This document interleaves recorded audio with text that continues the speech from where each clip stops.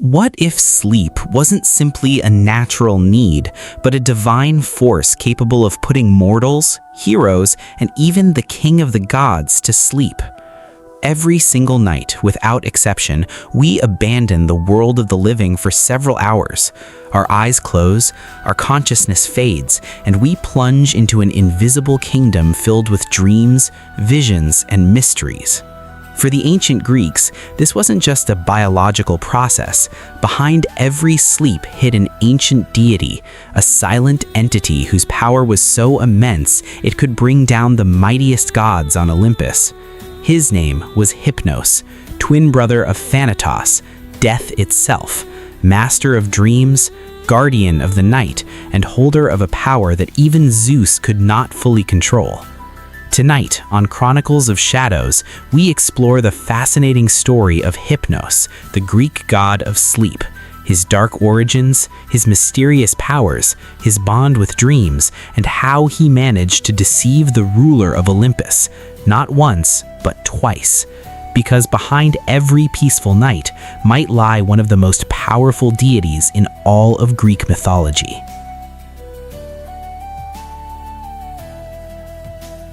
Long before the birth of heroes and the great Olympian gods, before Zeus, Poseidon, or Hades even existed, the world belonged to the primordial deities. Among them was Nyx, the night, a goddess so ancient and so powerful that even Zeus avoided provoking her. It was from this shadowy entity that Hypnos was born. According to several mythological traditions, he was born of Nyx alone. Other accounts mention Erebus, the personification of deep darkness, as his father. Either way, Hypnos was among the oldest forces in the universe. But of all his brothers and sisters, one bond surpassed all others, the one that tied him to Thanatos, the god of death. The two were inseparable. Sleep and death, two experiences that mirror each other, two doors leading into the unknown. For the Greeks, sleep was often seen as the younger brother of death. Every night, humans temporarily leave the conscious world. Every death was a sleep from which one never returned. And so Hypnos and Thanatos represented two faces of the same reality. Ancient poets described the dwelling of Hypnos as one of the strangest places in the Greek cosmos. A vast cave plunged into eternal darkness, a place the rays of the sun never touched. No noise, no movement, no cries, only silence. A silence so deep it seemed to swallow everything whole. According to some traditions, this cave stood at the edge of the underworld, near one of the mysterious rivers of the realm beyond. At its entrance grew countless poppies. Their flowers were associated with sleep, dreams, and forgetfulness. The Greeks considered them sacred plants of the god. It was from this shadowy home that Hypnos spread his influence across the world each night, invisible, silent, inevitable. But Hypnos did not rule alone. Within his kingdom also lived the Oneiroi, the spirits of dreams. These mysterious beings traveled through the night to visit sleeping mortals. Among them was Morpheus, the most famous of all, capable of taking on the appearance of any human being and appearing in dreams in whatever form he chose. Over the centuries, Morpheus became so well known that his name became practically synonymous with dreaming itself. For the Greeks, every nocturnal vision, every nightmare, every strange and haunting dream could be the work of these mysterious children of Hypnos. And so, the god of sleep didn't only offer rest, he opened a door into another world entirely, a world where the laws of reality no longer applied. Unlike many terrifying deities in Greek mythology, Hypnos had a peaceful appearance. Artists typically depicted him as a young man. His face radiated calm, serenity, total stillness. But one detail set him apart immediately.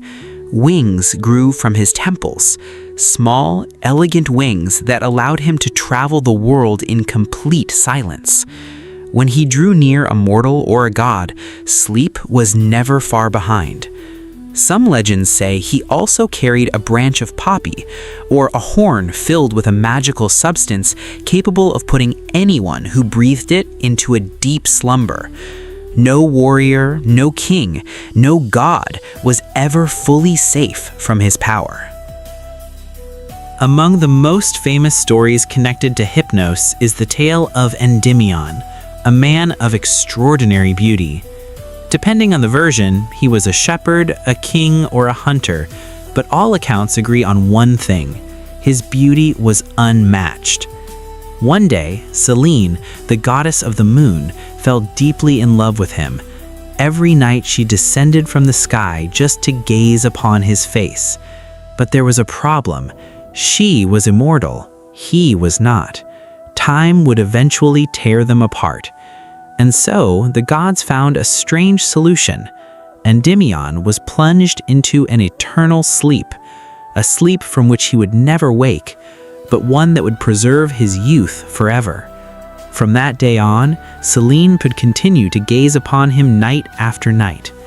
A romantic story, some would say, a tragedy, others would argue, because Endymion gained eternity at the cost of his consciousness.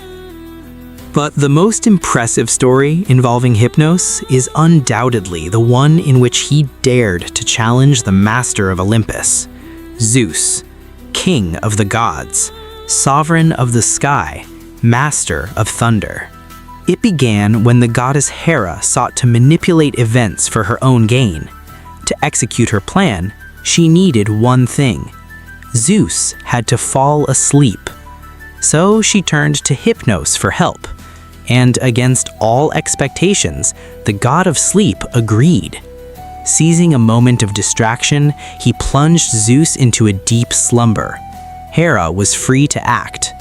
When Zeus woke and realized he had been deceived, his fury was terrifying. The sky itself trembled. Even the gods feared his reaction. Enraged, Zeus went looking for Hypnos, but the god of sleep found refuge with his mother, Nyx, and even Zeus chose to back down rather than face the primordial goddess of the night. Years later, during the Trojan War, Hera returned to ask for Hypnos once more. Again, she wanted Zeus put to sleep. This time, the god of sleep hesitated. He remembered all too well the rage of the king of the gods. But Hera made him an irresistible offer: the hand of Pasithea, a goddess he had longed for. Hypnos agreed. The plan was carefully laid out. Hera seduced Zeus. The king of the gods forgot everything else, and when the moment came, Hypnos stepped in. Moments later, Zeus was fast asleep. Taking advantage of the opening, Poseidon was free to aid the Greeks in the war against Troy. And this time, Zeus never discovered the truth. The god of sleep had accomplished the impossible. He had deceived the ruler of Olympus twice. Thousands of years have passed. The Greek temples have crumbled. The ancient cults have faded. And yet, Hypnos lives on in our culture. His name gave us the word hypnosis. He still inspires artists, writers, and game designers. You'll find him in fantasy novels, in works drawing from mythology, and in countless modern adaptations of the Greek gods. But beyond the stories and the legends, Hypnos remains the symbol of a universal mystery: sleep. That strange threshold we cross every single night, without ever knowing exactly where we're going. Every evening, when exhaustion weighs on our eyes, when silence settles in, and the world begins to disappear around us, we complete a journey the Greeks considered sacred. A journey guided by Hypnos, master of dreams, brother of death. The being is capable of putting both men and gods to sleep. But one question remains: If even Zeus could succumb to the power of sleep, is there truly any force capable of resisting Hypnos? Let me know what you think in the comments. And remember, some shadows carry a story. Others are still waiting to be told.